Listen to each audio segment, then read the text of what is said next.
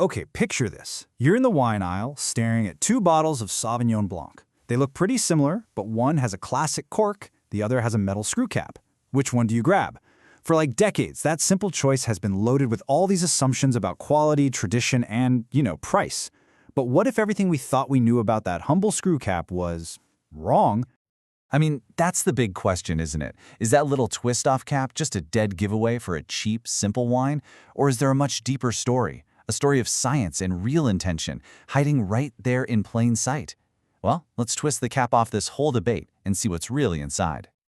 So here's how we're going to uncork the truth in this explainer. We'll start with the classic showdown, cork versus cap. Then we'll dig into the hidden science of the cap itself, solve a very stinky problem that drove winemakers crazy for years, look at the global trend, and finally, try to settle this debate between tradition and technology. All right, first up, the main event. For centuries, the pop of a cork wasn't just a sound. It was a promise, right? It was the sound of quality, of a special moment. And then along comes the screw cap, kind of like the uninvited guest at the dinner party. On one side, you've got the cork. It's all about tradition, the romance, the ritual of opening a bottle, this whole idea of natural, slow aging. And then on the other side, the screw cap. It came to represent modernity, pure convenience, and a word that would become incredibly important in the story, consistency. But here's where the story gets really fascinating.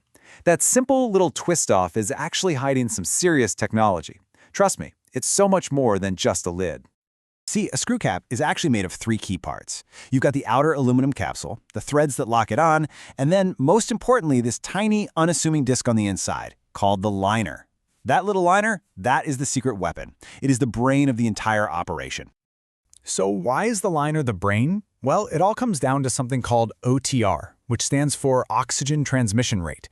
Basically, it's a super precise measurement of how much oxygen the liner lets through to interact with the wine over time.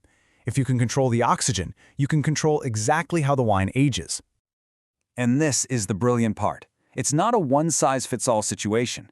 A winemaker can literally choose a specific liner to get a specific result. You want to keep a Sauvignon Blanc super zesty and fresh? You pick a low OTR liner. You want to let a complex red slowly and gracefully evolve in the bottle? You might go for a higher OTR liner.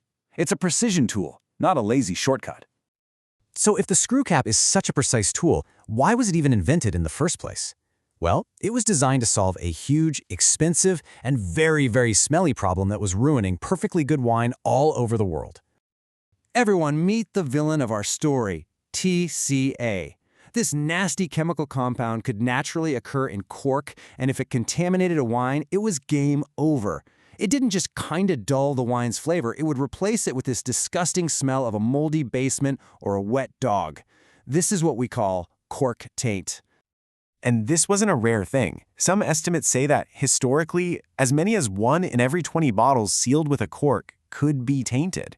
I mean, imagine being a winemaker and knowing that up to 5% of all your hard work could just be ruined by something completely out of your control. The screw cap was the hero. First off, it completely eliminates the risk of TCA. Gone. It ensures that every single bottle you open is exactly the same as the one before it, giving you perfect consistency. And it's fantastic at preserving those fresh, vibrant fruit flavors we all love. And hey, this isn't just theory. Major studies, like a famous one from the Australian Wine Research Institute, have been backing this up for years. Okay, so the science is solid. But I know there's still this perception that screw caps are only for, cheap wines from places like Australia or New Zealand. Well, let's actually look at the data. Now, while the pioneers down in Oceania definitely led the charge, this trend has gone totally global. Over in Europe, really quality-focused producers in Germany and Austria have embraced it for their amazing white wines. You're even seeing it on some French wines now. And in the Americas, countries like Chile and Argentina are using screw caps more and more to guarantee the quality of their exports. This quote just nails the shift in thinking perfectly. The perception is changing from vino barato, which means cheap wine, to vino moderno, or modern wine. See, it's not about price anymore, it's about a modern way to guarantee quality.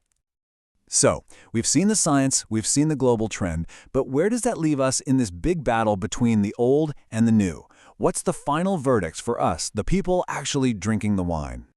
After everything we've looked at, it becomes pretty clear that we've been asking the completely wrong question all along. it's not a simple case of one being better than the other. This is the real question we should be asking. Which closure is the right tool for the specific wine? A winemaker chooses a closure based on their intention.